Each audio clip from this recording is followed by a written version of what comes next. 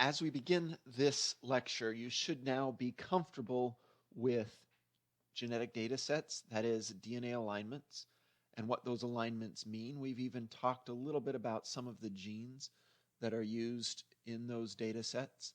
You should also be familiar with the general features of phylogenies, what branches are and nodes are, what the terminal tips of trees mean, and be comfortable with talking about classifications that are based on those phylogenies. What we haven't done yet is talked in detail about how we arrive at a phylogeny. Or maybe a better way to say it is, how do we choose from among the many possible phylogenies which one is the best representation of relationships among those organisms? Now, before we talk about the methodologies, I want to do one last kind of overview about data and then how we go about using that data to analyze possible phylogenies. And then we'll look specifically at the methodologies. So the vast majority of data available today is DNA data. These data sets are very, very large. Now we can get pretty much whole genomes, although alignment of whole genomes can be problematic, particularly between very divergent organisms. But we have these massive data sets.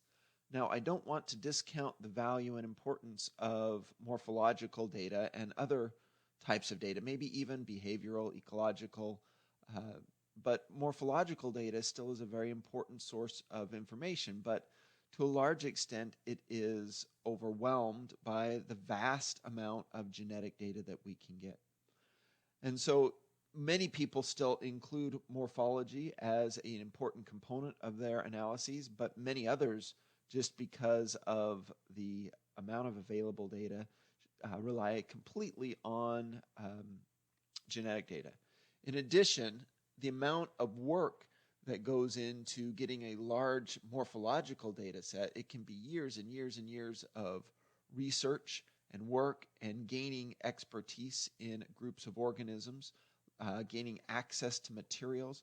So it is in many ways much easier and even cheaper now to get vast molecular data sets. And so if your goal is to find the best set of relationships, then most likely you want to rely primarily on the molecular data. But it's still very important that we at least include morphological data as part of an analyzing patterns among organisms, and in many cases include it in part of the data set, although it's very likely to be overwhelmed by molecular data if we include just the size of the data sets. So with that said, let's look at a very simple data set here. We have, of course, species represented by different DNA sequences on the left. Here we've got the species numbered 1, 2, 3, 4, 5. And then I think it's better to do these A, B, C, and D so you don't get confused. But they've got numbers for both the species and characters in this example. So don't get those confused. So characters on the top, right? Each column in your data set represents a homologous nucleotide site. And then we don't have any gaps here, so it makes it a little easier, just substitutions.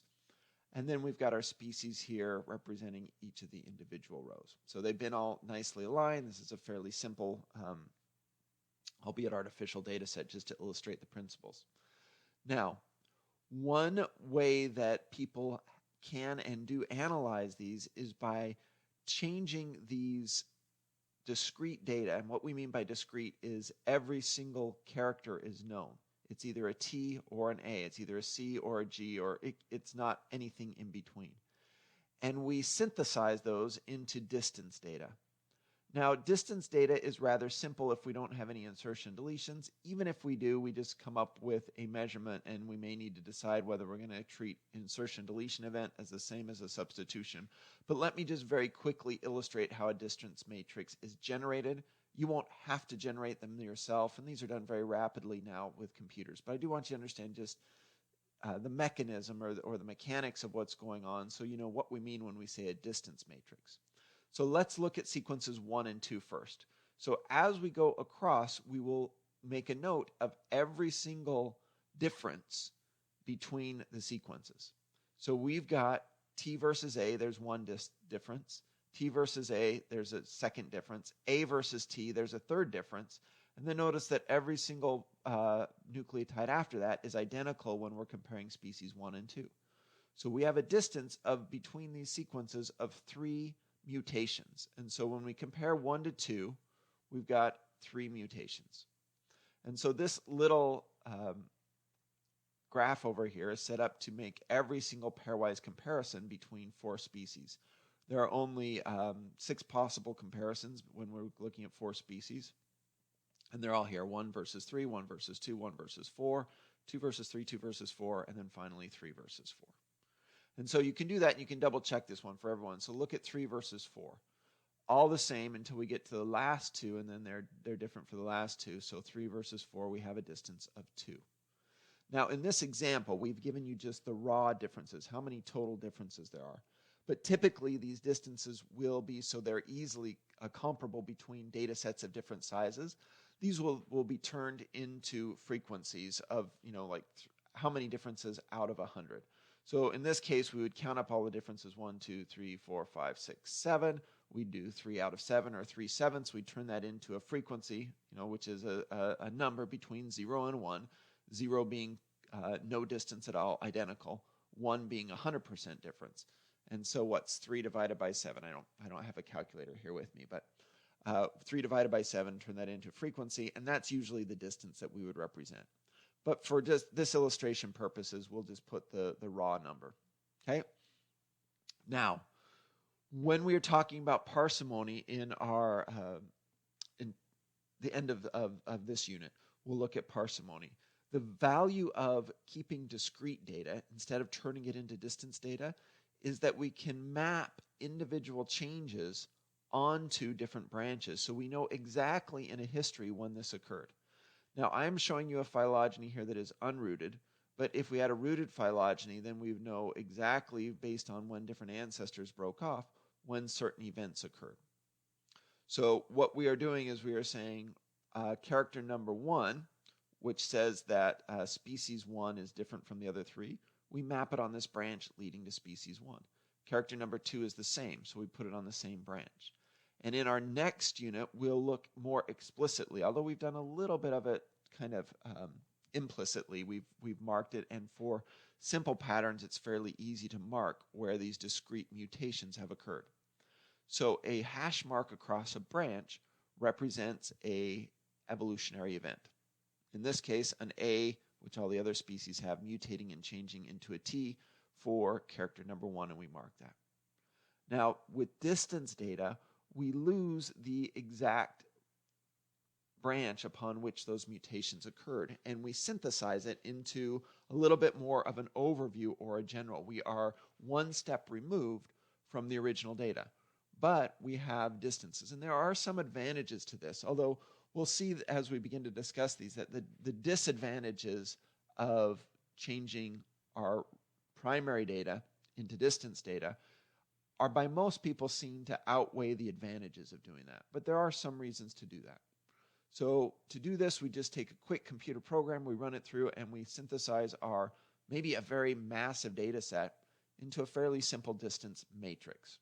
Now, what they have done here in this diagram is show you the distances between our idealized situation here. So the distance between 1 and that next node, that's the next feature on this phylogeny, is 2, meaning that there are 2 changes. And again, because we've synthesized it, we don't know what those 2 changes are, but we know that there are 2 mutations along that branch. And so notice here we've got those 2 mutations marked discretely. Between 2 and that common ancestor, there is 1 change. So the distance between species 1 and 2 can be traced by just adding up those distances on the branches that connect them together. And so you can notice that this matches perfectly, and that's not always the case for real data sets. But if I look at the distance between, let's say, 1 and 4, 2 differences along that branch, 2 differences along that branch, 1 distance along that branch for a total of 5, and if sure enough, the distance between 1 and 4 is 5 mutations, 5 differences. So again, this is a very idealized data set to demonstrate how distance data and discrete methods such as parsimony would treat the data and the differences it would allow you to do. So for distance data, we can add up all the branches, measure the differences, but we don't know what exactly all those mutations are because when we look at the primary data set, all we have is distance. Now, most of our modern data sets begin as discrete data, and it's just primarily DNA sequences we talked about, although it might be morphological data. Some of the earlier data that we had available before we had widespread DNA sequencing was by its very nature distance data. So for instance, allozyme data was looking at proteins and how similar they were to one another, and you would get a relative value out of that. That was, again, you could do it somewhere between 0 and 1, but you didn't have discrete data. It came as distance data. So some early data sets by their very nature were distance, and so we couldn't use a discrete method. And so that's one of the reasons why distance methods were developed, to deal with data sets that were in a format of distance rather than discrete data. But however, realize today that almost all of our data, and the vast, vast, vast majority of it, is discrete data. And so that is much less of a reason for using a distance methods. Now, there are other reasons. We'll talk about those as we talk about neighbor joining. So the advantages of discrete methods over distance methods is that we have an explicit way, and so number one, we have fewer steps between the data and the analysis. We don't have to synthesize our data into some distance matrix to then be able to perform the analysis. And so there's probably a pretty strong methodological argument for that because it's more proximate, it's closer to the original data with fewer sort of steps in between. So that's one very strong argument for discrete methods. The other strong argument for a discrete method is that we can map traits directly onto the different branches and know exactly what mutations occurred. So instead of just saying, oh, there's one mutation along that branch, that's the distance between 3 and the ancestor, we don't know what explicitly that mutation was if it's a distance method. But in the parsimony or other discrete methods, we do know exactly, and we can say, oh, that's character number 6, and then we can even say what type of mutation that was. So for these reasons, most people feel that discrete methods are better than distance methods. But we will go over distance methods, talk about why we might use one, especially for the preliminary parts of a method that would lead to eventually a more complete discrete analysis. Okay, so just be aware of those and be aware of those two primary reasons why a discrete method would be better than a distance method. And then we'll look at some of the partial advantages of a distance method in the context of a neighbor joining analysis. Now, in addition to discrete versus distance methods, we wanted to also talk about clustering versus optimality methods of analysis. So really the first two are talking about the data itself and then how we get that data into an analysis, where this is talking more about the analysis itself and what theoretical approach we take to find the very best phylogeny. So a clustering method follows a rather simple step. Some people will also call these algorithmic or heuristic methods, but I think clustering is a little bit of a better method. A clustering method is a simple step-by-step, and there might be many steps to doing this, but it's a simple step-by-step method to lead to the final tree. And no matter how you start, you will end up with the same or a very small set of potential outcomes, right? So if we start with different trees, do the same thing, we'll end up with a simple outcome. So for instance, my very best analogy for this is imagine that somebody was going to give you directions with how to get to a place. And if you had a certain methodology that would always get you to that place, no matter how you implemented that methodology, that might be valuable. But that method may not be guaranteed to optimize any sort of parameter or any sort of consideration. So for instance, if I could say, if you do A, B, C, and D, you will always get to your end goal, that might be a very valuable way to get there because it's a simple way and you could very quickly talk about or give directions on how to get to a place. But it might take you longer than if you did a more in-depth method and maybe spent more time and effort figuring out those directions. So clustering methods are a way to get an answer, maybe not the very best overall answer, the best solution to a problem. Whereas optimality methods are more designed at trying to find the very, very best method based on a criterion. And so if we're talking about our analogy with directions, we might have different criteria. We might want to say, oh, I want to get to my destination in the shortest possible amount of time. Right? So for instance, let's say you're going to say, how do I get to Paris, France? Right? And obviously there are myriad ways you could get to Paris, France. You know, you could say, if I want to minimize cost, you could say, well, we hitchhike from South Texas to Houston, right? And then at Houston, we hire on to a shipping container ship that's going to France. And then we get to the port in France, and then we backpack to Paris, and we get to Paris. It might take us 3 months, but we get there, right? And so you could maybe come up with all sorts of different scenarios, but there may be different criteria. And so that might be a very good way to do it if you want to minimize cost. But if you're more interested in time, right, then you say, well, we want to call up the local airport. We'll call it McAllen International Airport. We will see what private jets are sitting in the hangars there, and then we will buy that private jet and fly it directly to Paris. And that's going to minimize our travel time, right? We're talking Mission Impossible stuff there, right? But obviously, there might be other solutions that, based on different criteria, are a better solution for how we get to Paris, France. So the same thing applies to phylogeny. I might be able to say, okay, I can get a pretty good tree that's going to be pretty close to historical relationships and be very fast, but maybe not guaranteed to give us the very best overall answer. But maybe I've got more of an investment where I say, well, let's spend more time and let's evaluate many more possibilities, and let's find the very best overall phylogeny, or at least a set of very best overall phylogenies based on a particular criterion. And so optimality methods require a little bit more time and investment, but they have a better chance of giving us back the very best, or at least a set of solutions that are very close to the very best answer. And we'll talk about what we mean by the best answer. Okay, so the advantages of optimality methods over clustering methods is they have a much better chance of giving us a best answer, and they can give us a very explicit measurement of the data set and the tree.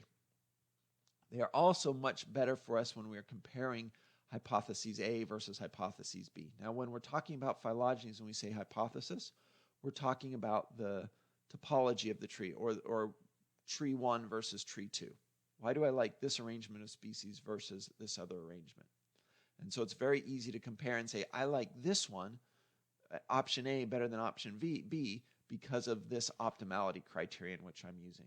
However, the downside of optimality measures are they are very, very computationally intense. And that was maybe more of a consideration in the past, where computing resources were slower and we maybe didn't have as many. Today we have cloud computing resources, parallel processors, and it's getting better, easier and easier, and cheaper with more access for people to have access to these computational measures. But optimality criteria are much more computationally intense. So if you just want a very fast way to analyze a phylogeny and be kind of in the ballpark of a best answer, you may want to rely on a clustering method.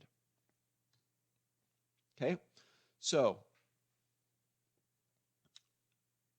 we've talked about this issue in a previous lecture, so you should be familiar with it, but let's review it. We ideally would like to evaluate every single possible phylogeny and get some sort of a objective score out of that. We'll talk about our scores as we look at the different methods. And then we just find the single typology with the very, very best score, right? What is the best one based on criteria A? And in this unit, at the end of this unit, we'll talk about the parsimony criterion in more detail.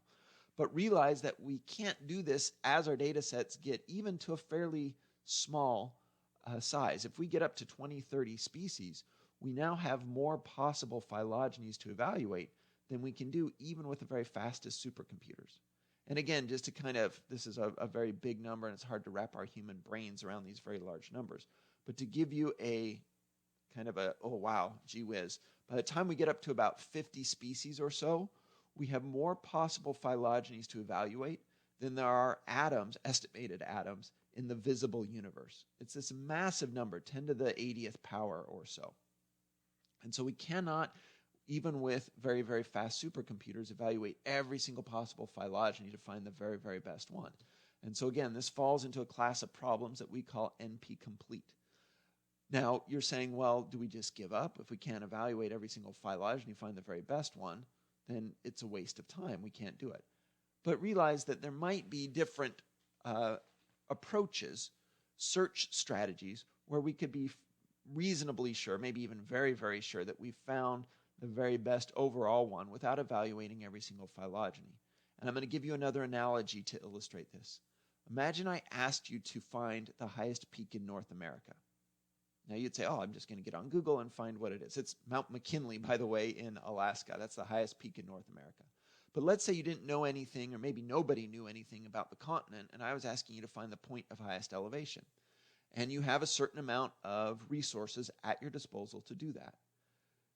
Now, if you'd started to then explore, go out in the continent again, maybe if we're looking back in old school, maybe you only have explorers who are on foot and can measure the altitude where they're standing. If that was your limitation, then you might have different methodologies to be reasonably sure that you found Mount McKinley. If you drop one of those explorers off in Florida or even in South Texas, you're probably going to realize rather quickly that it's a waste of time to explore those areas to find the highest peak in North America. And so you might search around a little bit, walk a long ways, find the little highest hill of dirt you can find in South Texas and measure the height, realize it's nowhere near where you are when you're in the Rocky Mountains or maybe even in the Appalachian Mountains or other areas, and you'd give up pretty quickly. And so you would no longer spend any effort searching for the highest mountain in Florida or South Texas. And so you'd get done, you'd find the highest peak overall by spending your time and effort in other areas.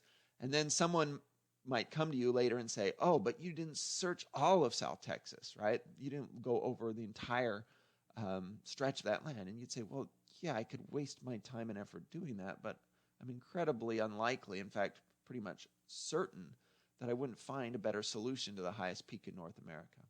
So in the same way, we can use search strategies to solve this NP-complete problem, which we cannot solve perfectly. We can't evaluate every single possible phylogeny, but we can use search strategies to spend the time and energy that we do have, the computational resources that we do have to search arrangements of phylogenies that are more likely to give us a better solution. And so we can think it about here, and it is often actually useful to think about it like a three-dimensional search topology, although in reality it's multi-dimensional. But we could think about it as a three-dimensional search topology, and we spend all of our time looking at arrangement of trees that are in these more optimal arrangements, whatever criterion we're using to estimate optimality. And we don't waste our time searching in all these suboptimal lower elevation possibles. So with the right search strategy, we can be pretty much certain that we've found the best overall solution, even though we haven't evaluated every single possibility. All right, so these heuristic or algorithmic searches use things like random additions. We start randomly, so imagine our analogy of finding the highest peak in a continent we know nothing about. We randomly drop off these explorers in different areas, and we let them search around a little bit. We bring them back in, and we gather a little bit of information about what they did, and then maybe we do 2 or 3 rounds of randomly dropping these people across the search space until we say, oh, look, this person is coming back with really high numbers from his search in the northern Rocky Mountains. Let's spend more time and effort and drop our researchers off there. So that might be something similar to what we do with a random addition. The swapping and pruning is a way to break off certain parts of the trees, but not completely break apart the entire structure and then test a new score for that tree. And so we swap, we break apart a tree. We're not going to spend time. It's not. We don't have enough time in this class to get into a lot of detail about these search methods. But basically, they're ways to kind of break the tree apart a little bit, switch a branch from one place to another without completely changing the structure of the tree that is in that fairly good search space. And so we look at lots of those trees in that good search space and don't spend time looking in the bad search space. Now, as we talk about these different methods, and we're going to look at 5 or 6 main methods of reconstructing phylogeny, some in more detail than others, we need to start thinking about what are the qualities that we would like to have from an analysis. What is our desire? Other than, of course, finding the very, very best overall tree, what are some qualities of analyses that we would like to evaluate? And I'm going to give you 6 here, but there are 5 big ones that we would like to be able to do, and some researchers may emphasize one of these qualities over others. Okay, but let's talk about each of these and what we mean in the context of a phylogeny, and you should know each of these. So efficiency, you can think of in 2 terms, either speed, but what that really means is how much computational power do I need to implement that strategy. So efficiency, think about it as how fast can I get it done with a certain amount of computational power. And of course, the more computational power you have, the faster you're going to get it done.